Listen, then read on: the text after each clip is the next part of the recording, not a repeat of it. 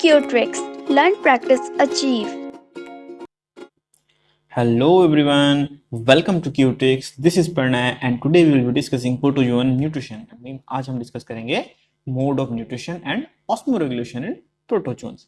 तो lecture start करने से पहले बता दूं कि जूलॉजी के सेकंड पेपर की क्लासेस हमारी वेबसाइट qtrix.in पे रेगुलर बेसिस पर अपलोड की जाती है। आप मेरा कोड PRANAY10 का यूज करके जूलॉजी के सारे कोर्सेज पे एक एक्स्ट्रा 10% का डिस्काउंट भी पा सकते हैं। जूलॉजी के अलावा botany, chemistry, physics, math, commerce के क्लासेस भी हमारी वेबसाइट qtrix.in पे अवेलेबल है। अगर आपको ये लेक्चर कहीं से भी थोड़ी हेल्पफुल लगती है तो please do hit the like button and share it with your friends. चलिए स्टार्ट करते हैं। आज का हमारा जो लेक्चर है वो क्या है, प्रोटोजोन के modes of nutrition and osmoregulation. तो पहले हम जानते हैं मोड्स ऑफ न्यूट्रिशन। तो न्यूट्रिशन क्या होता है? न्यूट्रिशन मीन्स कॉमनली न्यूट्रिशन को हम न्यूट्रिशन मतलब क्या कहते हैं हम, जो न्यूट्रिएंट रिक्वायरमेंट होती है बॉडी के, न्यूट्रिएंट रिक्वायरमेंट, उसके कहते हैं न्यूट्रिएंट रिक्वायरमेंट की फुलफिल। अब जो न्यूट्रिएंट रिक्वायरमेंट होता है उसका फुलफिलमेंट कैसे होता है? ईटिंग फूड, ठीक है। अब फूड जब हम बात कर रहे होते हैं, ठीक है, फूड क्या होता है नॉर्मली, क्या कहते हैं, न्यूट्रिएंट के रिक्वायरमेंट को फुलफिल करता है बॉडी में, किसी भी बॉडी में। अब जब हम बोलते हैं कि यहाँ पे मोड ऑफ न्यूट्रिशन, अब मतलब क्या है कि जो ये फूड ईटिंग है इसके डिफरेंट डिफरेंट मोड्स होते हैं, ठीक है। हर ऑर्गेनिज्म में डिफरेंट डिफरेंट मोड्स होते हैं जिसके थ्रू क्या करते हैं ये अपना फूड क्या करते हैं, कंज्यूम करते हैं, ठीक है। तो ईच इंडिविजुअल या फिर हम बात करें each protozoa has their unique set of features to obtaining their food. तो अगर हम बात करते हैं मोड ऑफ न्यूट्रिशन, तो टाइप्स ऑफ फूड के अकॉर्डिंग अगर हम इसको डिवाइड करते हैं तो फर्स्ट है क्या, इनका फूड टाइप क्या होता है? सबसे पहला holozoic. Holozoic are those which can be called as carnivorous, मतलब ये अदर ऑर्गेनिज्म पे डिपेंडेंट रहते हैं, यानी कि ये solid and complex organic food materials को कंज्यूम करते हैं। सेकंड है हमारा holophytic. Holophytic are simply are those which have chloroplast और chromatophores and these are photosynthetic in nature, ठीक है। मतलब इनको क्या कहते हैं, ये डायरेक्ट सनलाइट में carbon dioxide H2O and photon से क्या कहते हैं, ये ग्लूकोज अपना खुद का फूड क्या कहते हैं, कन्वर्ट करते हैं, बनाते हैं। थर्ड अगर हम बात करते हैं तो थर्ड क्या हो जाता है हमारा, एक unique feature of protozoan, this is pinocytosis. अब pinocytosis I mean cell drinking. Cell वो जो क्या कहते हैं, जिनके एक्स्ट्रा सेलुलर फ्लूइड में क्या कहते हैं, न्यूट्रिएंट्स ना, छोटे छोटे न्यूट्रिएंट्स ना पार्टिकल में उनमें घुले होते हैं, एक्स्ट्रा सेलुलर फ्लूइड में डिसॉल्व होते हैं। तो क्या कहते हैं, अपने एक्स्ट्रा सेलुलर फ्लूइड को अपनी बॉडी में क्या कहते हैं, वो इंजेस्ट करते हैं। और उसको क्या कहते हैं, ये इनका प्रोसेस क्या होता है, इनवेजिनेशन के थ्रू अपने बॉडी में इसको इंजेस्ट करते हैं। तो इस प्रोसेस को क्या कहते हैं, पाइनोसाइटोसिस या फिर सेल ड्रिंकिंग। ओके, हम इसके बारे में थोड़ा डिस्कस डिटेल में करेंगे, बट डिटेल में पढ़ने से पहले थोड़ा भी ऐसे जानकारी लेते हैं। तो पाइनोसाइटोसिस के बाद हमारा क्या है, saprozoic. Now saprozoic mode of nutrition by means this is kind of osmotrophic mode of nutrition. Osmotrophic mode of nutrition mean मतलब क्या है कि ये अपने सराउंडिंग के एरिया से न्यूट्रिएंट्स को ऑस्मोसिस के थ्रू अपनी बॉडी में इंगल्फ करता है। मतलब अपने न्यूट्रिएंट के रिक्वायरमेंट को फुलफिल करने के लिए ऑस्मोसिस के प्रोसेस पे डिपेंडेंट रहता है।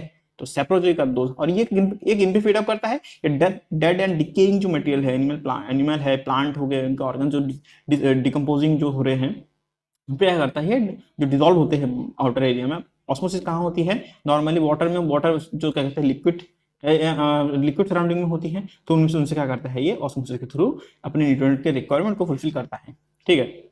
देन फिफ्थ है हमारा, इनका जो मेन फूड क्या होता है, डेड एंड डिकेइंग मैटर की बात कर रहे होते हैं हम, ठीक है। फिफ्थ है हमारा पैरासाइटिक। पैरासाइटिक का दोष which is commonly parasites. Parasitic mode किन में होता है, पैरासाइट में। पैरासाइट मतलब क्या है कि ये होस्ट के ऊपर डिपेंडेंट रहता है। वैसे अदर ऊपर में बात करें तो ये किसी होस्ट पे डिपेंडेंट नहीं है, बट पैरासाइटिक मतलब क्या है कि ये होस्ट बॉडी पे डिपेंडेंट रहता है। इनका जो फूड होता है वो, पैरासाइट मतलब क्या है, ये अदर ऑर्गेनिज्म पे डिपेंडेंट रहता है टोटली, ठीक है। उसके फूड उसके कहते हैं जो फूड मशीनरी है उस पर डिपेंडेंट रहता है पैरासाइटिक। और ये कहते हैं pathogenic, sometimes they are disease causing भी होते हैं, ठीक। सिक्स्थ क्या है हमारा, मिक्सो मिक्सोट्रॉफिक। अब मिक्सोट्रॉफिक क्या है कि ये एक टाइम पे, मिक्सोट्रॉफिक कोई सिंपल मोड नहीं है, ये क्या है, क्या कहते हैं, mixture of more than one mod. ठीक है, अगर कोई प्रोटोजोआ एक टाइम पे एक से ज्यादा मोड ऑफ न्यूट्रिशन यूज कर रहा है तो वो किन कैटेगरी में आते हैं, मिक्सोट्रॉफिक। यानी कि अगर कोई प्रोटोजोआ, कलर चेंज करें तो थोड़ा ज्यादा अच्छा समझ में आएगा, अगर कोई प्रोटोजोआ होलोजोइक मोड से भी होलोजोइक मोड ऑफ न्यूट्रिशन भी यूटिलाइज कर रहा है एंड उसके साथ साथ वो क्या कहते हैं, सेप्रोजोइक मोड ऑफ न्यूट्रिशन भी यूटिलाइज कर रहा है, तो क्या हो गया, ये एक टाइम पे अपने न्यूट्रिएंट के रिक्वायरमेंट को फुलफिल करने के लिए एक से ज्यादा मोड ऑफ न्यूट्रिशन का यूज करता है, तो उसको क्या कहते हैं हम, मिक्सोट्रॉफिक। ठीक है, जरूरी नहीं दो ही करे, क्या कभी कभी ऐसा भी हो सकता है कि ये पिनोसाइटिस का भी यूज कर रहा है। ठीक, समटाइम्स क्या होता है, ये होलोजोइक भी होते हैं, होलोफाइटिक भी होते हैं। ठीक, कभी कभी इनमें सिम्बायोटिक रिलेशनशिप भी आ रहा है, तो हम आगे इसको थोड़ा डिस्कस करेंगे डिटेल में। तो अभी स्टार्ट करते हैं हम, सबसे पहले तो इसको थोड़ा ज्यादा अच्छे से जान लेते हैं, होलोजोइक मोड ऑफ न्यूट्रिशन क्या होता है। ठीक है, तो होलोजोइक मोड ऑफ न्यूट्रिशन में क्या होता है, दीज आर नॉर्मली जो ये क्या होता है, मोस्ट ऑफ द प्रोटोजोन्स होते हैं ना, ये क्या होते हैं, हमारे यूनिसेलुलर सेल बॉडी होती है, और ये कहते हैं अदर ऑर्गेनिज्म पे ज्यादा डिपेंडेंट रहते हैं। ठीक है, ये एनिमल किंगडम में आते हैं, तो इनमें क्या कहते हैं, क्लोरोप्लास्ट ना बहुत रेयरली, बहुत कम मिलता है, कम ऐसे प्रोटोजोन्स है जिनमें क्या कहते हैं क्लोरोप्लास्ट अवेलेबल होते हैं। तो होलोजोइक मोड ऑफ न्यूट्रिशन क्या होता है कि जो जिनमें क्लोरोप्लास्ट या फिर क्रोमेटाफोर नहीं होता है, ये इनमें क्या कहते हैं, ये मोस्टली कार्निवोर्स होते हैं, फिर अदर ऑर्गेनिज्म को पे डिपेंडेंट रहते हैं अपने फूड के लिए, अदर ऑर्गेनिज्म को हंट करते हैं, हंटर्स होते हैं, सिंपल सी बात है, कार्निवोर्स होते हैं। ठीक है, लाइक ये bacteria, other protozoans, small rotifers, diatoms को क्या कहते हैं, ये उन पे फीड करते हैं। ठीक, तो अगर हम इसको एक कॉमन सीधी सीधी बात करें तो most of the protozoa drive nutrition by ingesting solid and complex organic food materials। ठीक है, ये क्या करते हैं, अपने solid and complex organic food materials को अपनी बॉडी में इंजेस्ट करते हैं, और इस मोड को क्या कहते हैं, होलोजोइक और zootrophic mode of nutrition, and this mostly occurs through phagocytosis. अब फैगोसाइटोसिस क्या होती है, ये काफी कॉमन सी बात है कि फैगोसाइटिस क्या होता है, सेल ईटिंग। हम फैगोसाइटिस मतलब क्या होता है, सेल ईटिंग। तो सेल क्या करता है, एक कॉमन एक सेल है, ठीक है, हम फेगोसाइटिस की बात कर रहे हैं, तो उसका न्यूक्लियस हो गया। अब इसके सराउंडिंग में इसका एक कोई दूसरा क्या कहते हैं, हम बैक्टीरिया बात कर रहे होते हैं, कोई एक ऑर्गेनिज्म है, तो जब ये इसके रिसेप्टर, इसके पूरी बॉडी पे रिसेप्टर लगे होते हैं, जब इसके रिसेप्टर को क्या कहते हैं, पता चलता है कि यहाँ पे सराउंडिंग में इसके कुछ है, कोई ऑर्गेनिज्म है, तो ये क्या करता है, मैं अगर बात करें तो ये कहता है अपने सूडोपोडिया को ऐसे क्या करता है, ये आगे बढ़ा देता है, और यहाँ से क्या होता है, ये थोड़ा सा इन्वेजिनेट हो जाता है, ये एरिया इधर को स्ट्रेच आउट हो जाता है, ये बाहर को फैल जाता है, और यहाँ पे इस डायरेक्शन में क्या होता है, स्ट्रेच आउट, और ये पूरी बॉडी को क्या कहते हैं, ऐसे करके ये पूरे अपने को इनगल्फ कर लेता है। ठीक है, तो समझ लिए यहाँ पे ये हमारा बॉडी है। ठीक है, पहले ऐसा था, तो जैसे ही इनको क्या पता चला कि कहते बाहर एक फूड है, तो क्या ये सीधा से इन्होंने क्या उसको अपने अंदर इनगल्फ कर लिया, और ये फिर क्या होता है, तो अगर इसके बाद का नेक्स्ट स्टेप बताएं या फिर समझे, तो कुछ ऐसा होता है कि नेक्स्ट स्टेप में क्या होता है कि यहां से ये दोनों चीजें ना, ये दोनों लाइनें मिल जाती हैं, ये दोनों को दोनों प्लाज्मा मेम्ब्रेन है, ये मिल जाते हैं, और यहाँ से रप्चर है, फिर बस्ट आउट हो जाता है। ठीक है, और फिर क्या होता है, ये यहाँ पे एक इंडिविजुअल प्लाज्मा मेम्ब्रेन का सर्कल बन जाता है, और ये पूरी बॉडी एक होल बन जाती है, तो यहाँ पे हो गया, और एक ये हमारा इंडिविजुअल, और ये बीच में हमारा वो ऑर्गेनिज्म या फिर हमारा प्रे रह जाता है। अब ये प्रे जिस जिस गोल है, जिस सर्कुलर फ्रेम में है, इसको कहते हैं हम एंडोसोम। क्योंकि ये प्रोसेस हम फेगोसाइटोसिस के दौरान या फिर फेगोसाइटोसिस के ड्यूरिंग पढ़ रहे हैं, तो इस एंडोसोम को क्या कहते हैं हम, फेगोसोम। ओके, तो ये क्या हुआ, फेगोसोम। तो जनरली आपको फेगोसाइटिस समझ में आ गई कि इनमें क्या होता है, सिंपल सा एनगल्फ करता है आउटर एरिया के चीजों को। ठीक, नेक्स्ट क्या है कि जो इनका फूड क्या क्या होता है, तो इनका फूड क्या होता है, माइक्रो ऑर्गेनिज्म होते हैं, जैसे बैक्टीरिया हो गए, डाइटम्स हो गए, रोटिफर्स हो गए, क्रुस्टेशियन लार्वे हो गए, फिर ये अदर प्रोटोजोन्स तक को भी क्या कहते हैं, उन पे भी ये फीड करता है। Algae and small fragment of large animal and plants पे भी ये क्या करता है, फीड करता है। अब इनके जो क्या कहते हैं, जब ये फूड इंजेस्ट करता है तो इनके कुछ पाथवेज होते हैं, क्योंकि ये कार्निवोर्स होते हैं, बट ये सिंगल यूनिसेल्युलर सेल बॉडी होने के कारण इनके बॉडी में भी हमारी तरह डिफरेंट स्टेप्स होते हैं उस फूड को क्या कहते हैं यूटिलाइज करने के लिए, अपनी एनर्जी के अंदर बदलने के लिए। ये क्या कहते हैं, इनके अंदर डिफरेंट स्टेप्स होते हैं। तो दो चार स्टेप्स लाइक फर्स्ट इंजेशन होता है फूड का, डाइजेशन होता है, एब्जॉर्प्शन होता है, एसिमिलेशन होता है एंड इजेशन होता है। अब एक थोड़ा सा डिटेल में समझते हैं ये प्रोसेसेस क्या होती है। तो ये एक अमीबा है, ठीक है। हमने अभी थोड़ी देर पहले क्या कहते हैं यहाँ पे एक फेगोसाइटोसिस पढ़ी है, और ये उसका न्यूक्लियस है, थोड़ा छोटा बना है ताकि जल्दी जल्दी बन जाए, ओके। तो ये उसका न्यूक्लियस है। अब इसके आउटर एरिया में यहाँ पे फूड पार्टिकल है, ठीक। आउटर एरिया में यहाँ पे क्या है, इसका फूड पार्टिकल है। अब क्या होता है, जब इसके रिसेप्टर को पता चलता है कि यहाँ पे क्या है, इसका फूड पार्टिकल है, तो ये क्या करता है, सूडोपोडियल, अपने सूडोपोडिया क्या कहते हैं, अपने आप को सूडोपोडिया निकालता है, ठीक है। अपने अपने सेल मेम्ब्रेन को स्ट्रेच आउट करके ये सूडोपोडियल मूवमेंट दिखाता है, और उसको क्या कहते हैं, अपने सराउंडिंग में, अपने अंदर उसको इनगल्फ कर लेता है, ठीक है। तो नेक्स्ट स्टेप कुछ कुछ ऐसा होता है अगर हम बात करें, ठीक है। ये हमारा न्यूक्लियस हो गया, और ये हमारा फूड मटेरियल हो गया, ठीक। अब ये फूड मटेरियल, और ये जो है, ये जो दो चीजें हैं, ये क्या है, हमारा स्यूडोपोडिया। हमने लोकोमोशन में पढ़ा था, अगर आपने नहीं पढ़ा है वो लोकोमोशन वाली वीडियो नहीं देखी तो उसमें आप जाके देखिए, इससे लास्ट वाला लेक्चर वही है, तो आपको पता चलेगा स्यूडोपोडिया किस लिए यूज होता है। बाकी मोस्टली सबको पता ही होता है कि स्यूडोपोडिया किस काम के लिए यूज होता है। तो स्यूडोपोडिया क्या कहते हैं, लोकोमोशन के अलावा क्या कहते हैं, फूड इनगल्फिंग के लिए भी काम आता है, ठीक है। तो क्या हुआ, इन्होंने इसको सराउंड कर लिया। अब ये दो एरिया है ना, अब ये सिग्नलिंग रिसेप्टर क्या करते हैं, एक दूसरे से चिपक जाते हैं, और ये क्या कहते हैं, इस एरिया को, इसको कहते हैं सेपरेट स्फीयर में बदल देते हैं, ठीक है। सेपरेट स्फीयर में बदल देते हैं, और ये क्या बन जाता है, कुछ ऐसा बन जाता है। और ये पूरा प्रोसेस क्या हुआ, इस पूरे प्रोसेस को क्या कहेंगे हम, इंजेशन ऑफ फूड, ठीक है। तो यहां तक क्या था हमारा, ये क्या है हमारा, इंजेशन,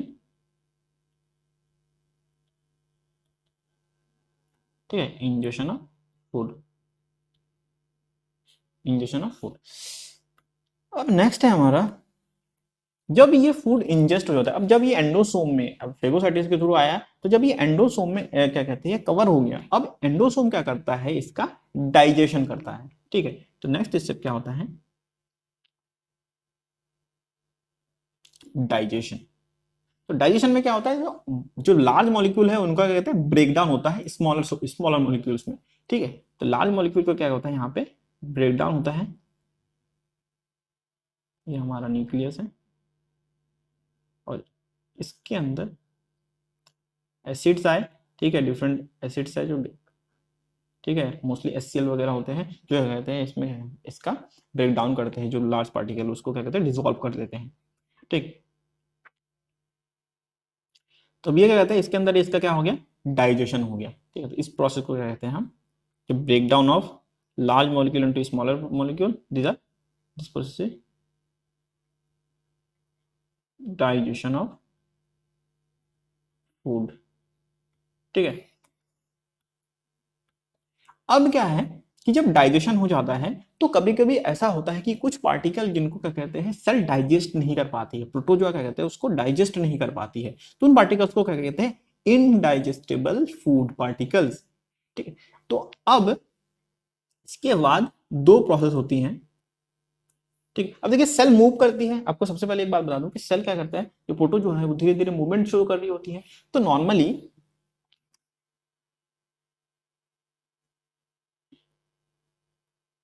अगर हम बात करें तो सब इसके बाद क्या होता है, इसके बाद यहां पे सेल मूव आउट हो जाती है, और मूव आउट होने के बाद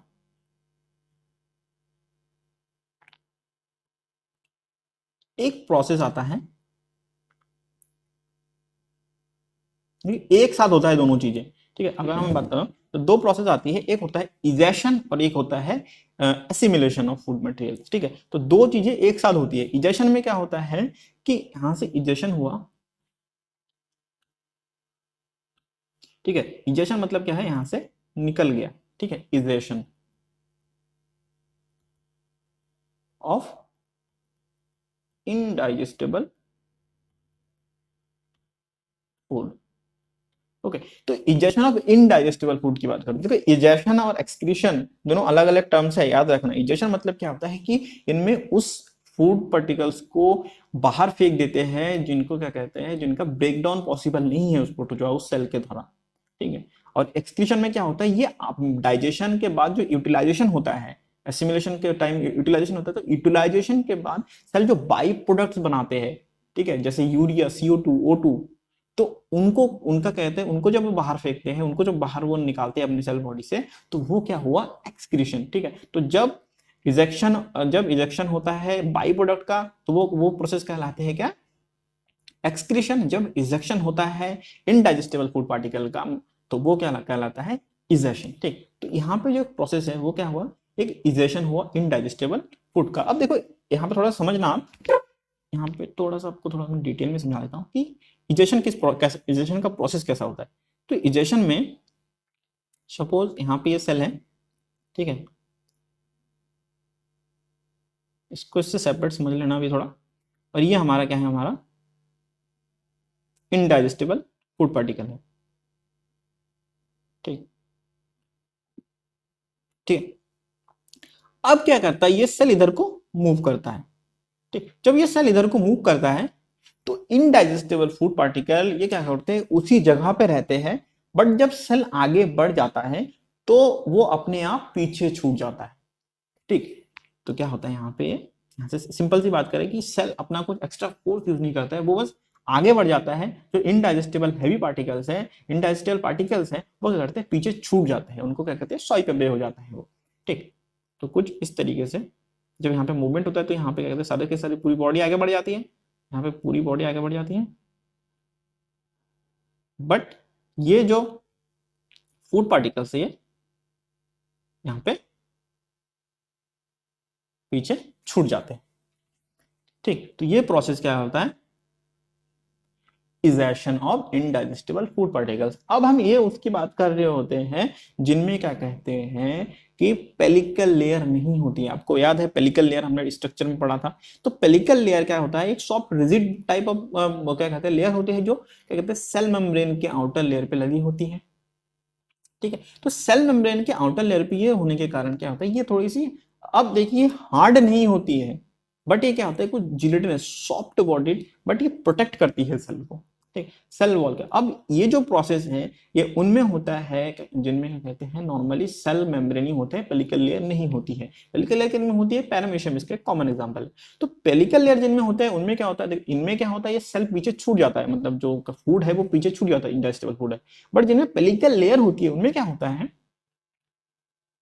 अगर मैं बात करूं पैरामीशियम की, या फिर जिनमें पेलिकल लेयर होती है, ठीक है, ये सपोज कर लीजिए पेलिकल लेयर है, ठीक है। तो पेलिकल लेयर क्या होता है, तो सबसे पहले यहाँ पे आता है जो फूड पार्टिकल है, ये हमारा फूड पार्टिकल है, ठीक है। तो जब फूड पार्टिकल यहाँ पे आता है, अब ये हमारा न्यूक्लियस हो गया। जो फूड पार्टिकल, अब इसमें भी आगे बढ़ने का फिनोमिना है, ठीक है। जब ये आगे बढ़ता है, तो क्या कहते हैं, अब इसमें ना ये इनको वेसिकल्स, ये वेसिकल्स में बंधे होते हैं। इनमें वेसिकल की बात नहीं कर रहे थे हम, ठीक है, ये कहते हैं अपने आप पीछे छूट जाते हैं। बट इनमें क्या होता है, इनमें वेसिकल्स के थ्रू इनको बाहर फेंका जाता है, जब पेलिकल लेयर की बात कर रहे होते हैं, ठीक है। क्योंकि पेलिकल लेयर थोड़ी सी हार्ड होती है as compared to the plasma membrane. तो क्या होता है, ये इस पेलिकल लेयर को बस्ट आउट करना पड़ता है, और बस्ट आउट के लिए इसमें क्या कहते हैं, एनर्जी ज्यादा रिक्वायर होती है, और फिर उसको रिपेयर करने के लिए और ज्यादा एनर्जी की रिक्वायरमेंट होती है, ठीक है। तो जो इनमें पेलिकल लेयर होती है, उनमें इजेशन कैसे होता है, बस्ट आउट होता है, एनर्जी का ज्यादा यूटिलाइजेशन होता है, ज्यादा यूज होता है। बट जिनमें पेलिकल लेयर नहीं होती है, उनमें कहते हैं सिंपली जो इनडाइजेस्टेबल फूड पार्टिकल है वो पीछे छूट जाते हैं, पीछे रह जाते हैं। ओके, यहां तक समझ गया।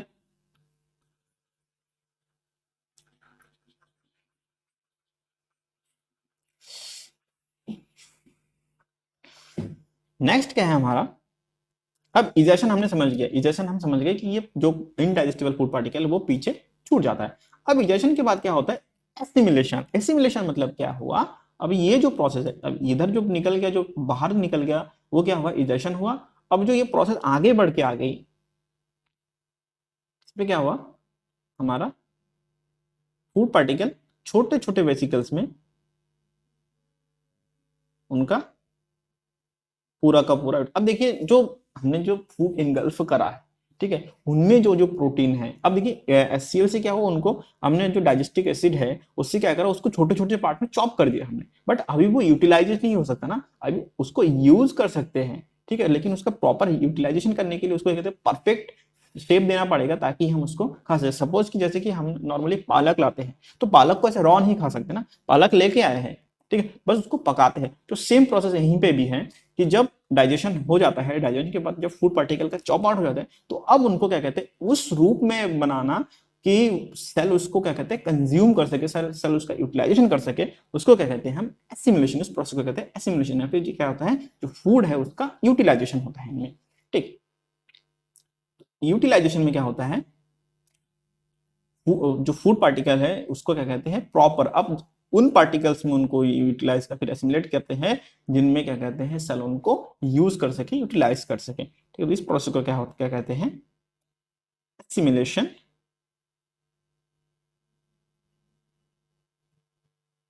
ऑफ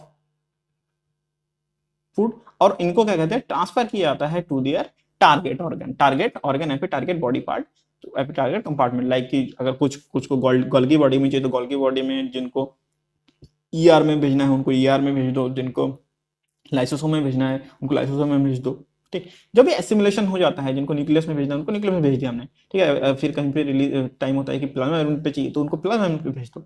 जब ये एसिमुलेशन हो जाता है फूड के पार्टिकल्स का, अब क्या होता है इसके बाद इनका, अब एसिमुलेशन मतलब यूटिलाइज कर दिया हमने आप इसको, ठीक है, जब यूटिलाइज हो जाता है तो सेल रिमेन रहता है यहाँ पे,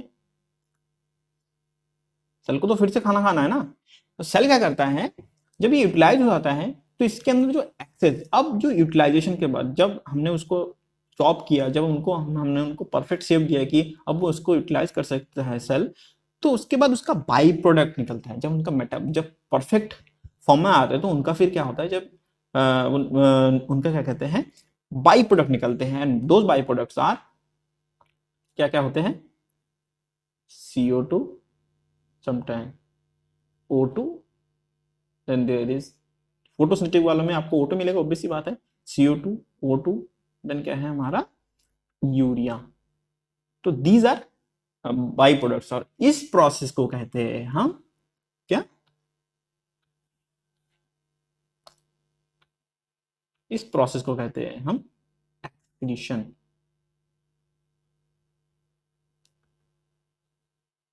समझ में आ गया, एक्सक्रीशन और इजेशन में, इजेशन और एक्सक्रीशन में डिफरेंस समझ में आ गया आपको, ठीक है। तो जो प्रोसेस क्या है, सबसे पहले इंजेशन हुआ, फिर उसका डाइजेशन हुआ फूड का, फिर देन क्या हुआ, इजेशन हुआ, जिन जिन फूड को अनडाइजेस्टेबल फूड पार्टिकल्स थे उनको क्या कहते हैं, उनका इजेशन हो गया, और जो फूड जिनका क्या कहते हैं यूटिलाइज कर सकते थे उनका क्या कहते हैं, उनका एसिमिलेशन हुआ, एसिमिलेशन के बाद क्या हुआ, बाई प्रोडक्ट बने, उन बाई प्रोडक्ट को क्या कहते हैं, एक्सक्रीशन के थ्रू बॉडी से क्या कहते हैं, एक्सपेल आउट कर दिया गया। तो ये पूरा का प्रोसेस किसमें होता है, होलोजोइक, ठीक है,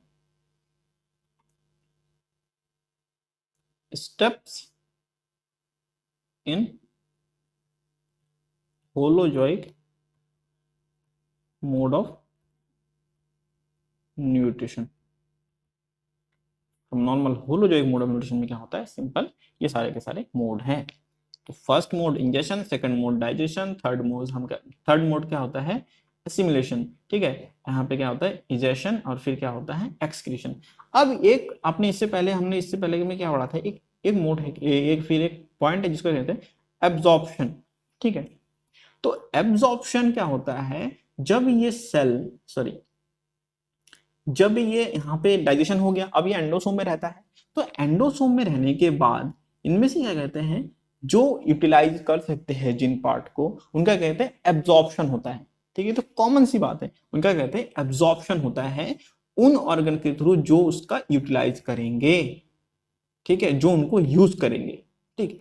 तो जैसे ही वो यूज करेंगे तो क्या होता है, उस प्रोसेस को कहते हैं, जब बाहर निकल जाते हैं इस एंडोसोम से साइटोसोल में, जब वो अपने अपने डेफिनेटिव पाथवेज के लिए निकल जाते हैं, तो वो क्या होते हैं हमारे, इस प्रोसेस को, सिर्फ इस निकलने के प्रोसेस को कहते हैं हम एब्जॉर्प्शन। निकलने के बाद जब टारगेट को जाता है तो वो क्या हुआ हमारा एसिमिलेशन। यहाँ पे कंफ्यूज नहीं होना है, निकलने के प्रोसेस को कहते हैं एब्जॉर्प्शन, जब निकल के टारगेट तक पहुंचता है उसको क्या कहते हैं हम एसिमिलेशन। और एसिमिलेशन में क्या होता है, उनका जो परफेक्ट फॉर्म आ जाता है ताकि वो सेल उसको यूटिलाइज कर सके। ठीक है, यहां तक हम समझ गए। इसके बाद हमारा क्या है, पाइनोसाइटोसिस। अब देखिए इससे पहले हमने क्या पढ़ा था, होलोजोइक, अब क्या है पिनोसाइटिस या फिर पाइनोसाइटिस, जो भी हम बात करें। पाइनोसाइटिस मतलब क्या होता है, सेल ड्रिंकिंग। ठीक है, ये मोस्टली क्या होता है उन सेल्स में होता है, फिर उन प्रोटोजोन्स में होता है जिनके सराउंडिंग में क्या होता है एक्स्ट्रा सेलुलर फ्लूइड होती है। और एक्स्ट्रा सेलुलर फ्लूइड में क्या होता है, स्मॉल या फिर tiny molecules of nutrients available होते हैं। ठीक, तो पाइनोसाइटोसिस और pinocytosis is a type of endocytosis. Endocytosis से पहले हमने कौन सा एंडोसाइटोसिस पढ़ा था, फेगोसाइटोसिस पढ़ी थी। ठीक है, तो pinocytosis and phagocytosis are kind same type है कि मतलब सेल के अंदर ट्रेवल करता है। एंडोसाइटोसिस में क्या होता है कि एक्स्ट्रा सेलुलर फ्लूइड से इंट्रासेलुलर फ्लूइड में ट्रेवलिंग, इसको क्या कहते हैं हम एंडोसाइटोसिस। एक होती है एक्सोसाइटोसिस, इसमें क्या होता है इंट्रासेलुलर फ्लूइड से एक्स्ट्रा सेलुलर फ्लूइड में ट्रांसफर, इसको क्या कहते हैं हम एक्सोसाइटोसिस। मतलब एक्सो मतलब बाहर निकालना, एंडो मतलब सेल के अंदर लेना। ठीक है, then pinocytosis is a type of endocytosis in which small particle suspended in the extracellular fluid। ठीक है, मतलब क्या है, in which small particles suspended in the extracellular fluid are moved into the cell through pores formed in cell membrane। ठीक है, तो जो एंडोसाइटिस की प्रोसेस होती है, जो सेल डिंग की प्रोसेस होती है, वो किसके थ्रू होती है, सेल मेम्ब्रेन पे पोर्स बनने के कारण होता है। सेल मेम्ब्रेन में पोर्स बनता है, एक्स्ट्रा सेलुलर फ्लूइड में जो सस्पेंडेड स्मॉल फूड पार्टिकल्स है वो सेल के अंदर एंटर करते हैं, and then they convert into a channel के थ्रू आते हैं जिसको कहते हैं पिनोसाइटोसिक चैनल। और उस चैनल के एंड पे क्या कहते हैं, जब टर्मिनल एंड आता है वहां पे क्या होता है, छोटे छोटे गोले या फिर छोटे छोटे स्फीयर्स जो प्लाज्मा मेम्ब्रेन के पार्ट से बने होते हैं, वो उनमें क्या कहते हैं बंद हो जाते हैं, या उन पार्टिकल्स को क्या कहते हैं पिनोसाइटोसोम, लाइक फेगोसोम। ठीक है, या फिर पिनोसोम फिर बोल सकते हैं हम उसको। This method also called as cell drinking. Cell drinking इसलिए बोलते हैं क्योंकि ये लिक्विड को इनगल्फ करते हैं। अब फेगोसाइटोसिस में हम लिक्विड की बात नहीं कर रहे हैं, वो क्या कहते हैं, वो किसी अदर ऑर्गेनिज्म को क्या कहते हैं इनगल्फ करते हैं, बट इसमें क्या कहते हैं सिंपल लिक्विड ही इनगल्फ करता है। ठीक, और इसका प्रोसेस क्या होता है, इनवेजिनेशन के थ्रू, मतलब सेल सरफेस कहता है इनवेजिनेट होती है। ठीक, नेक्स्ट कहता है process of pinocytosis deal with the movement of a large number of tiny molecules through a fluid, which is why it is also called endocytosis, fluid endocytosis और bulk phase endocytosis। अब देखिए fluid एंडोसाइटिस क्यों कहते हैं, तो समझ में आ गया, क्योंकि ये फ्लूइड का इसका एंडोसाइटिस होता है, फ्लूइड को क्या कहते हैं इंगल्फ करते हैं। बट बल्क फेज का मतलब इसलिए होता है क्योंकि जो मॉलिक्यूल्स होते हैं, जो पार्टिकल्स होते हैं, जो फूड पार्टिकल्स होते हैं, वो क्या होते हैं स्मॉल, बहुत टाइनी होते हैं बट लार्ज अमाउंट में होते हैं। ठीक है, मतलब उनमें कहते हैं बल्क होता है, वो ढेर सारे होते हैं। ठीक है, तो इसलिए उनको कहते हैं बल्क में होते हैं वो, इसलिए उनको कहते हैं बल्क फेज, इसलिए कहते हैं। और एंडोसाइट दोनों कॉमन सी बात है, हमको पता है। तो इसका थोड़ा सा प्रोसेस हम थोड़ा डायग्राम से समझ लेते हैं। तो इनमें क्या होता है, सबसे पहले सेल मेम्ब्रेन है ये हमारा। ठीक है, ये हमारा सेल मेम्ब्रेन है, इस पे क्या बनाया गया है, पोर बन गया। ठीक है, इस पे बन गया हमारा पोर। अब पोर बनने के बाद इसके अंदर से क्या हुआ, आउटर एरिया में जो लिक्विड है, लिक्विड में जो हमारे जो आउटर एरिया में हमारा लिक्विड है उसमें क्या है, फूड पार्टिकल्स डिसॉल्व है।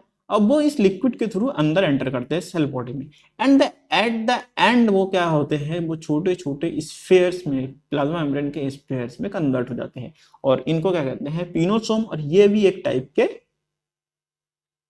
एंडोसोम्स है। ठीक है, क्योंकि these are the by product of endocytosis. ठीक, अब जो मूवमेंट होती है, जो पूरा एक लंबा चैनल होता है, उसको क्या कहते हैं पिनोसाइटोसिक चैनल। ये जो आउटर एरिया है इसको क्या कहते हैं हम एक्स्ट्रा सेलुलर फ्लूइड। ठीक, ये क्या हुआ एक्स्ट्रा सेलुलर फ्लूइड। और एक्स्ट्रा सेलुलर फ्लूइड क्या होता है, इन पोर्ट्स के थ्रू, इन पोर्ट्स के थ्रू सेल के अंदर एंटर करता है। ठीक है। एंड ये स्टेजेस है, सबसे पहले धीरे धीरे पोर्स बन के इनके अंदर इन्वेजिनेशन हुआ और धीरे धीरे इन्वेजिनेट होते होते लॉन्ग टर्मिनल या फिर चैनल बन जाता है।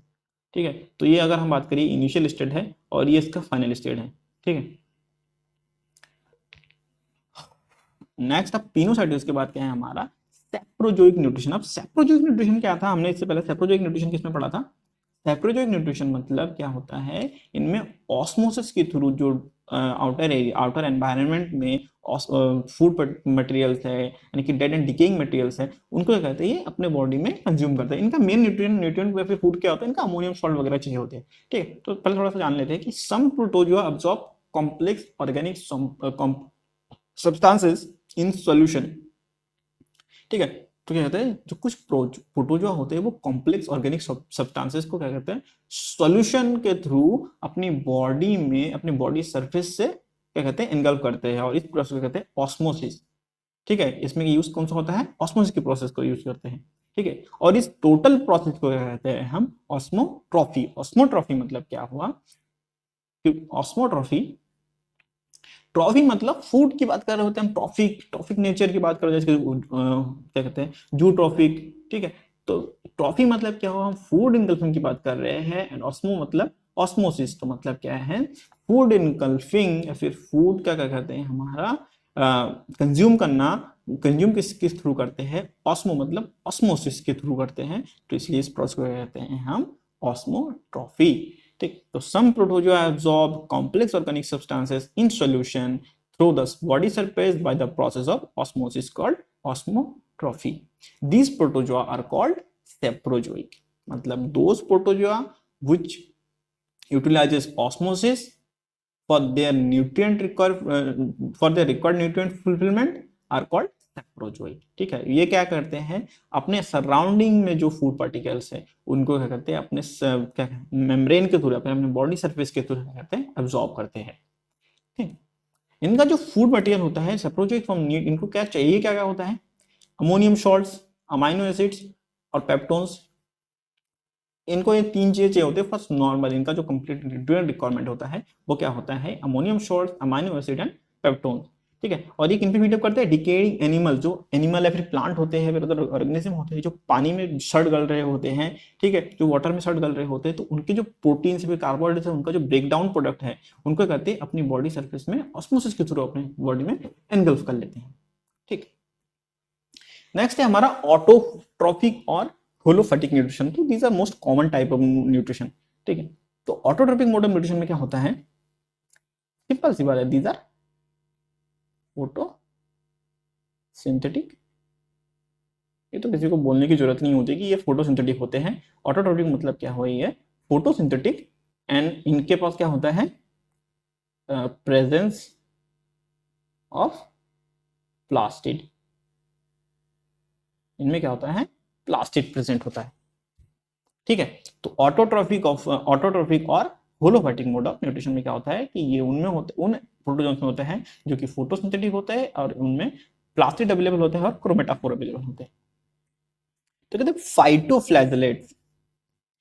फाइटोफ्लैजेलेट्स लाइक यूग्लिना की बात करें, फ्लैजेलेट्स होते हैं वो फाइटो, उनमें क्या कहते हैं, क्लोरोप्लास्ट होते हैं। तो the phytoflagellates possesses chloroplast, noctiluca भी होता है। ठीक है, तो क्या कहते हैं, the phytoflagellates possesses chloroplast and chromatophores to synthesize their food by photosynthesis.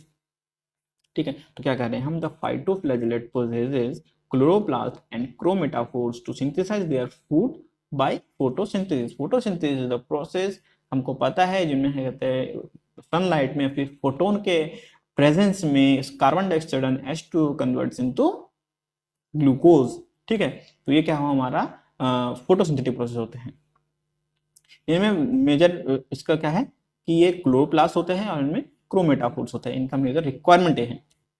ठीक, some protozoa have no chromatophores but they have chlorophyll bearing algae.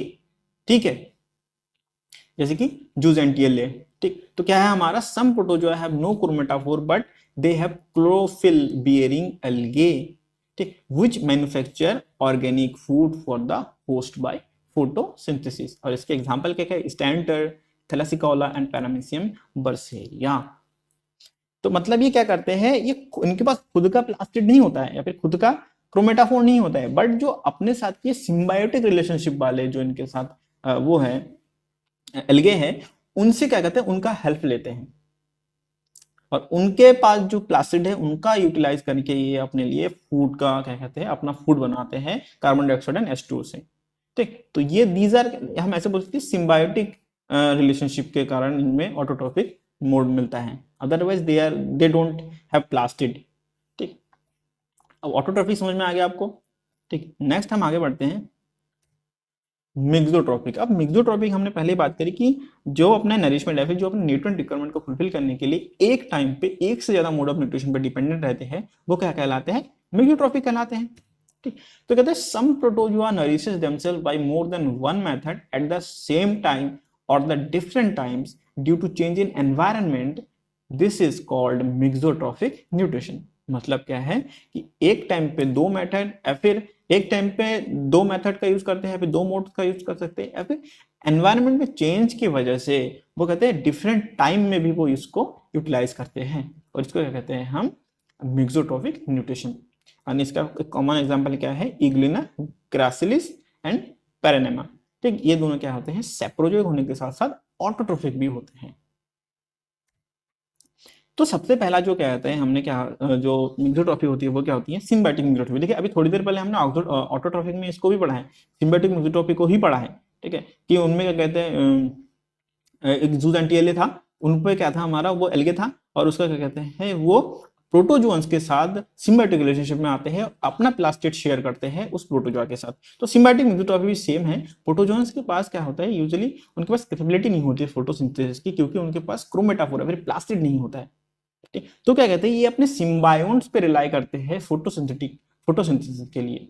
ठीक है, और इस प्रोसेस में क्या होता है कि जो हमारा प्रोटोजोआ होता है उनके पास हेटेरोट्रॉफिक या फिर other nature other mode of nutrition होते हैं, एंड जो सिम्बायोटिक एल्गे हैं उन पे क्या होता है, हमारा प्लास्टिड होता है, फोटोसिंथेसिस करते हैं वो, और ये दोनों एक साथ मिलकर एक टाइम पे या फिर डिफरेंट डिफरेंट एनवायरनमेंट के अकॉर्डिंग अपना फूड क्या कहते हैं, बनाते हैं विद डिफरेंट मोड्स।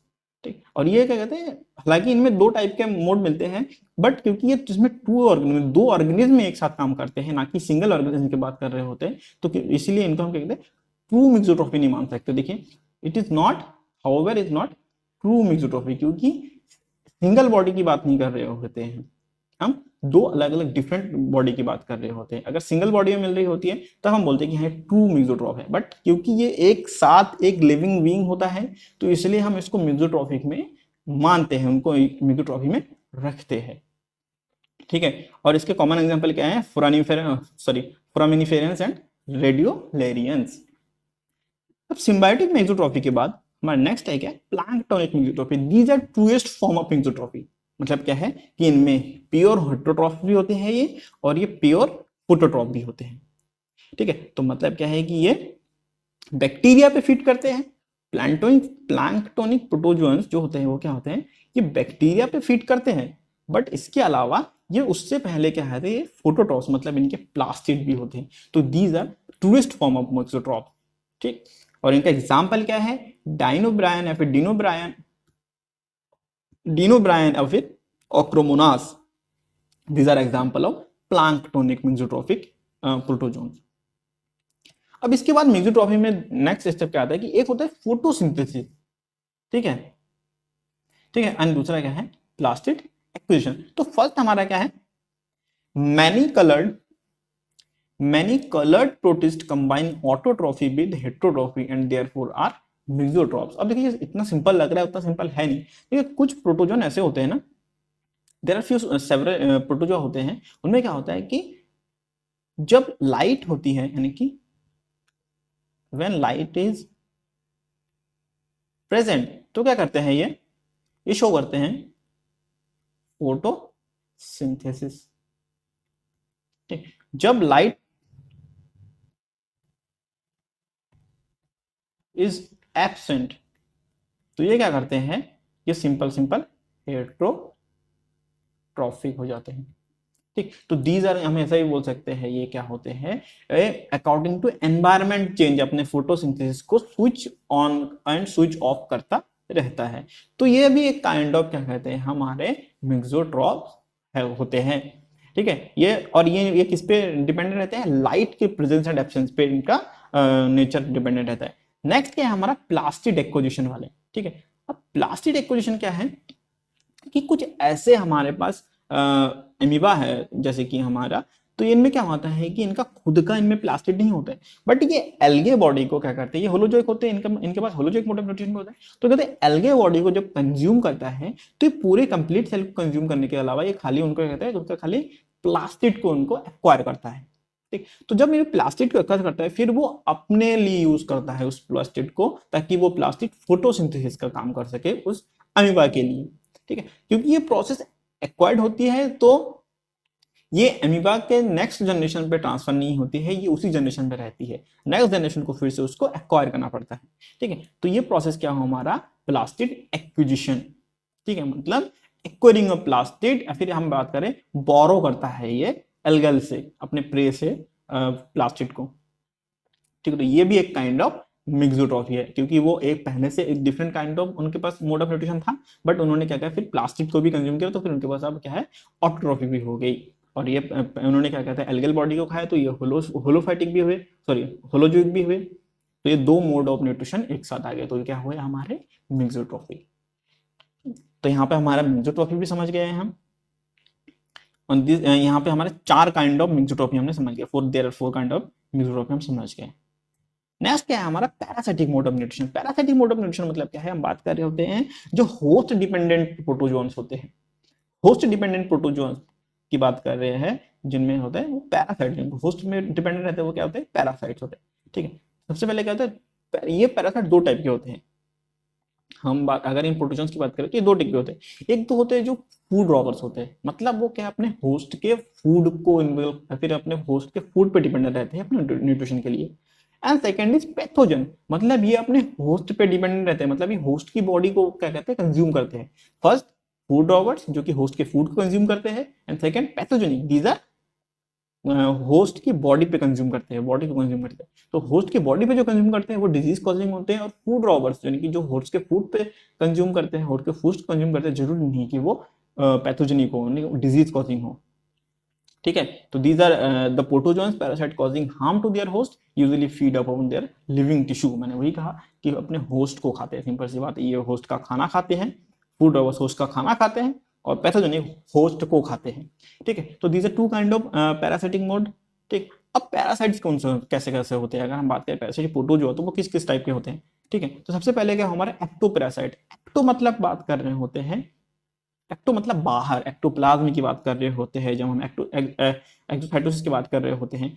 तो एक्टो मतलब क्या होता है, एक्टो मतलब बाहर, आउटर एरिया की बात कर रहे हैं। तो जब बॉडी के बाहर पैरासाइट लगा होता है, मतलब बॉडी के सरफेस पे पैरासाइट लगा होता है, तो वो क्या होता है एक्टोपैरासाइट। ठीक है, तो एक्सटर्नल सरफेस पे अगर कोई प्रोटोजोआ अपने होस्ट के एक्सटर्नल सरफेस पे फीड कर रहा है तो वो क्या हुआ एक्टोपैरासाइट। इसका एग्जांपल क्या है, हाइड्रा अमीबा या फिर हाइड्रा अमीबा हाइड्रोजिना। ठीक, ये क्या करता है फिट करता है एक्टोडर्मल सेल्स ऑफ हाइड्रा पे। ठीक, तो एक्टोपैरासाइट समझ में आ गया। नेक्स्ट है हमारा एंडोपैरासाइट। अब एंडोपैरासाइट, अब एक्टोपैरासाइट आउटर एरिया में, एंडोपैरासाइट इंटरनली सेल को क्या करता है, फिर होस्ट को क्या करता है इफेक्ट करता है, और फिर इंटरनल अपने सेल के अंदर, होस्ट के अंदर रह के वो अपने आप को न्यूट्रिएंट रिच रखता है। ठीक है, तो दीज आर parasites which inhabit the internal surface of their host. अब क्या कहते हैं, they may be further sub divided into following types. तो इनके कुछ टाइप्स भी होते हैं। तो सबसे पहला क्या है हमारा parasites which dwell in lumen of alimentary canal. ठीक है, जो एलिमेंट्री कैनल के लूमेन में रहते हैं। ठीक है, कुछ ऐसे होते हैं प्रोटोजोन पैरासाइट जो कहते हैं एलिमेंट्री कैनल के ल्यूमिन में रहते हैं। ठीक है, तो इनका एग्जांपल क्या क्या है, एंटाइवा हिस्टोलिटिका एंड बैलेंटिडियम कोली। बैलेंटिडियम कोली आपको याद है कि ये लार्जेस्ट क्या कहते हैं फिर सबसे बड़ा प्रोटोजोआ होता है। हमने सबसे पहले वीडियो में जब हमने प्रोटोजोन्स की कैरेक्टरिस्टिक्स करी थी तो उसमें हमने बताया था। ठीक, नेक्स्ट क्या है, the parasite which reside in the mouth cavity of host. अब जो माउथ कैविटी में, होस्ट के माउथ कैविटी में रहते हैं, ठीक है, तो वो क्या हुए, वो कौन से हुए एंटामीबा जिंजीवैलिस, एंटामीबा जिंजीवैलिस जो कि होस्ट के माउथ में रहते हैं। उसके बाद क्या आता है the parasite which inhabit the genetical tract of the host. और इसका कॉमन एग्जांपल क्या है, trichomonas vaginalis. And then fourth क्या है हमारा, the parasite which live within the tissue of host. अब ये सेल के या फिर मतलब अब ये टिश्यू लेवल पे अब तो टिश्यू को अटैक करने लग गया सेल के, और ये मोस्टली हमारे क्या होते हैं, पैथोजेनिक। अगर कॉमनली बात करें तो ये बहुत इनके हाई चांसेस होते हैं कि ये पैथोजेनिक हो, ठीक है। दीज में enter host tissue through the skin और even from the digestive tract. और इसका सबसे कॉमन एग्जांपल है हमारा ट्राइपैनोसोमा, प्लाज्मोडियम बार्बेरिक्स, लीशमानिया, ठीक है। तो ये क्या हो हमारे सारे के सारे एंडोपैरासाइट होते हैं, ठीक है। नेक्स्ट है हमारा कि हाइपर पैरासाइट। अब हाइपर पैरासाइट मतलब क्या है, protozoa which are parasitic to protozoa. मतलब प्रोटोजोआ के पैरासाइट्स को क्या कहते हैं हम, जो प्रोटोजोआ के पैरासाइट भी प्रोटोजोआ ही है, ठीक है। और उन पैरासाइट को कहते हैं हम हाइपर पैरासाइट्स, ठीक है। कॉमन वर्ड्स हम बात कर रहे हैं, these are protozoans which parasitize the other parasitic protozoan, ठीक है। In other words these are parasite of parasites, ठीक है। सिंपल सी बात है, हाइपर पैरासाइट की बात करें। और इसका कॉमन एग्जांपल क्या है, जिलेरियला, नोजेमा, नोटाबिलिस, ठीक है। ये सारे इसके कॉमन एग्जांपल है। नेक्स्ट क्या है इसका, पैथोजेनिक पैरासाइट। अब पैथोजेनिक पैरासाइट मतलब क्या है, डिजीज कॉजिंग। पैथोजेनिक मतलब क्या है, ये पैथोजन पैथोजन रिलीज करता है बॉडी में, ठीक है। तो मतलब क्या है, ये डिजीज कॉजिंग। अब जरूरी नहीं है कि हाइपर पैरासाइट मतलब सॉरी एंडोपैरासाइट है इसका मतलब वो पैथोजेनिक नहीं हो सकता, ऐसा कुछ नहीं। मोस्टली क्या कहते हैं, पैथोजेनिक पैरासाइट का मतलब वही होता है कि ये डिजीज कॉज करते हैं। यहाँ पे देखिए, generally the parasitic protozoa are not always pathogenic. मैंने कहा सबसे पहले यही कहा है कि जरूरी नहीं कि कोई प्रोटोजोआ होस्ट की बॉडी पे इन्फेस्ट कर रहा है इसका मतलब वो डिजीज भी कॉज कर रहा हो। पैरासाइट है, इन्फेस्ट कर रहा है तो पैरासाइट है, बट वो पैथोजेनिक हो होना या ना आना तब डिपेंड करता है, तब डिसाइड होता है जब वो डिजीज कॉज कर रहा हो, ठीक है। देन कॉजेस ग्रेव डिजीज, ठीक है। और इसके कॉमन एग्जांपल क्या क्या है, लिशमानिया, डोनोवानी, प्लाज्मोडियम, बाइवैक्स, ट्राइपैनोसोमा गैम्बियंस, ठीक है। तो ये क्या हुए हमारे पैथोजेनिक पैरासाइट प्रोटोजोआ, ठीक है, पैथोजेनिक पैरासाइटिक प्रोटोजोआ। अब हमारा नेक्स्ट क्या है, अब देखिए हमारा मोड ऑफ न्यूट्रिशन समझ गए, ठीक है। तो हमने क्या कहते हैं होलोजोइक मोड भी देख लिया। अब क्या है हमारा होलोजोइक, होलोपाइटिक, पिनोसाइटोसिस, सेप्रोजोइक, मिक्सोट्रोपिक, पैरासाइटिक, हमने सारे मोड ऑफ न्यूट्रिशन पढ़ लिए। अब क्या होता है कि प्रोटोजोन्स में एक यूनिक फीचर होता है, इनके कहते हैं जो लिक्विड है, फिर जिनके कहते हैं वो एक्वाटिक नेचर में, जो कि जिनके कहते हैं एक्वाटिक एनवायरनमेंट में रहते हैं, इनके कहते हैं बॉडी में कंटिन्यूसली वाटर क्या कहते हैं एंटर करता रहता है ऑस्मोसिस की प्रोसेस के थ्रू, ठीक है। तो जब ये कंटिन्यूसली एंटर करता रहता है वाटर, तो क्या कहते हैं अब ये बॉडी की रिक्वायरमेंट होती है कि बॉडी उसको फिर से बाहर निकाले ताकि उसको बॉडी में होम्योस्टेसिस बना रहे, मतलब क्या है वाटर बैलेंस या फिर सॉल्ट लेवल क्या है बना रहे। तो इस प्रोसेस को कंप्लीट करने के लिए कौन सा प्रोसेस यूज करती है बॉडी, ऑस्मोसिस। और ये वाटर को रेगुलेशन करता है, तो इसलिए इस प्रोसेस को क्या कहते हैं पूरा हम ऑस्मो रेगुलेशन, ठीक है। ठीक, द फ्रेश वाटर प्रोटोजोन्स। अब देखिए ऑस्मो रेगुलेशन यूज किस लिए होता है, अगर हम बात करें ऑस्मो रेगुलेशन तो किस लिए यूज होता है, balancing, for balancing salt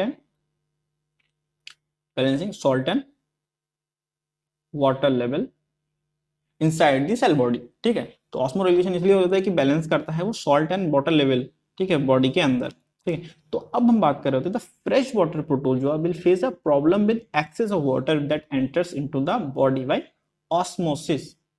fresh water protozoans में ही प्रॉब्लम होती है, क्योंकि आपने हाइपोटोनिक पता है, तो जो मरीन एनिमल होते हैं, जो मरीन प्रोटोजोन्स होते हैं, उनके सराउंडिंग का जो पानी होता है वो क्या होता है ऑस्मोसिस थ्रू वो एंटर नहीं करता है, ठीक है। अब क्या है the process by which water balance, मतलब जिस प्रोसेस के थ्रू वाटर बैलेंस होता है बॉडी में, and this is called osmo regulation, ठीक है। बैलेंसिंग एंड सॉल्ट वाटर मतलब क्या है, इसको क्या कहते हैं होम्योस्टैसिस, ठीक है। नेक्स्ट है in protozoan animals osmoregulation is carried out by contractile या फिर कॉन्ट्रैक्टाइल वैक्यूल्स। अब जब बॉडी में पानी एंटर हो जाता है तो वो पानी किस में इकट्ठा हो जाता है, वैक्यूल्स में इकट्ठा होने लगते हैं, ठीक है। जो एक्सेस वाटर होता है वो वैक्यूल में इकट्ठा होने लगते हैं, वो कॉन्ट्रैक्टाइल वैक्यूल में इकट्ठा होने लगते हैं, और जैसे ही एक्सेस अमाउंट ऑफ वाटर हो जाता है तो फिर वो क्या कहते हैं सेल मेम्ब्रेन पे जाके रप्चर आउट हो जाते हैं, बस्ट आउट करके उसको बाहर थ्रो कर देते हैं। ठीक है, तो the contractile vacuole will absorb excess of water in the body, then it reaches the surface and ruptures. This sends out the excess water. Okay तो ये देखिए कॉन्ट्रेक्टाइल वैक्यूल मतलब एक्चुअली में इनके प्रॉपर्टी कॉन्ट्रेक्टाइल नहीं होती है, बट ये ऐसा लगता है कि ये कॉन्ट्रैक्शन, इसमें क्या कहते हैं कॉन्ट्रैक्शन शो हो रहा है, तो इसलिए हम इसके कहते हैं कॉन्ट्रेक्टाइल वैक्यूल्स। नॉर्मली इनको अभी लेटेस्ट क्या कहते हैं, इनको ये भी कहते हैं वाटर पल्सेटिंग वेसिकल्स। ठीक है, तो इनको क्या कहते हैं वाटर पल्सेटिंग वेसिकल्स भी कहते हैं। ठीक है, steps in process of osmoregulation. ठीक है, तो कॉन्ट्रेक्टाइल वैक्यूल्स थोड़ा सा हम डायग्राम के थ्रू समझ लिए तो क्या है, ये हमारा फुल वैक्यूल है, मतलब अब ये हमारा इसमें क्या है वाटर फुल्ली लोडेड है। ठीक है, और इसके क्या है ये रेडियल कैनल्स है। ठीक है, pores opens and vacuole contracts. ठीक है, मतलब क्या होते हैं हमारे पोर्स ओपन हो जाते हैं और वैक्यूल कॉन्ट्रैक्ट हो जाता है। ठीक, नेक्स्ट स्टेप में क्या होता है कॉन्ट्रैक्शन ऑफ वैक्यूल्स। पोर्स मतलब क्या है सेल मेम्ब्रेन पे पोर्स ओपन हो जाते हैं, जैसे ही पोर्स ओपन हो जाते हैं तो कॉन्ट्रैक्शन क्या होता है सेल का जो वो है हमारा सेल मेम्ब्रेन पे जब हमारे वैक्यूल जब अटैच हो जाते हैं तो जब पोर ओपन होता है सेल मेम्ब्रेन पे तो हमारा वैक्यूल क्या होता है कॉन्ट्रैक्ट करने लगता है ताकि प्रेशर के थ्रू वो पानी को या फिर जो अपना मेम्ब्रेन है वो बस्ट आउट हो सके, रप्चर आउट हो सके। ठीक है, तो जैसे ही वो सेल मेम्ब्रेन पहुंचता है तो पोर्स ओपन मिलते हैं और वो वैक्यूल कॉन्ट्रैक्शन में चला जाता है। जैसे ही कॉन्ट्रैक्शन होता है तो वाटर क्या होता है यहाँ पे रप्चर हो जाता है हमारा वैक्यूल, यहाँ पे क्या होता है रप्चरिंग, रप्चर।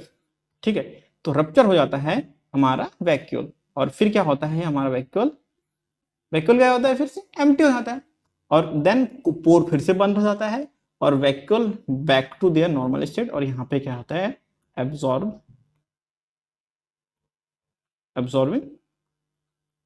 वाटर। ठीक है, एब्जॉर्ब करता है वाटर और फिर से वो बॉडी में चला जाता है, फिर से जो एक्सेस अमाउंट ऑफ वाटर है उसको फिर से अब्जॉर्ब करता है और वापस फिल होता है, फिर वापस से वही चेन रिएक्शन चलता रहता है और इस प्रोसेस को कहते हैं हम ऑस्मो रेगुलेशन, मतलब वाटर बैलेंसिंग। ठीक हो गया, तो यहाँ पे हमने थोड़ा सा ऑस्मो रेगुलेशन को भी समझ लिया। तो इसी के साथ हमारा आज का लेक्चर कंप्लीट होता है कि मोड ऑफ न्यूट्रिशन भी पढ़ लिया हमने और ऑस्मो रेगुलेशन भी पढ़ लिया। ठीक है, नेक्स्ट लेक्चर में हम करेंगे रिप्रोडक्शन ऑफ प्रोटोजोआ। ठीक है, तो अगर आपने अभी तक हमारा जूलॉजी के सेकंड पेपर की क्लासेस के वीडियोस नहीं देखी है, लेक्चर नहीं पढ़े हैं, तो आप जाइए हमारा वेबसाइट qtix.in पे चेकआउट कीजिए। आपको अगर प्रणय 10 का यूज़ करते हैं तो आपको एक एक्स्ट्रा 10% का डिस्काउंट भी मिलेगा।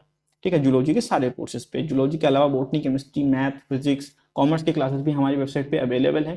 Please go and check out our website. ठीक है, तो चलिए थैंक यू एंड टाटा।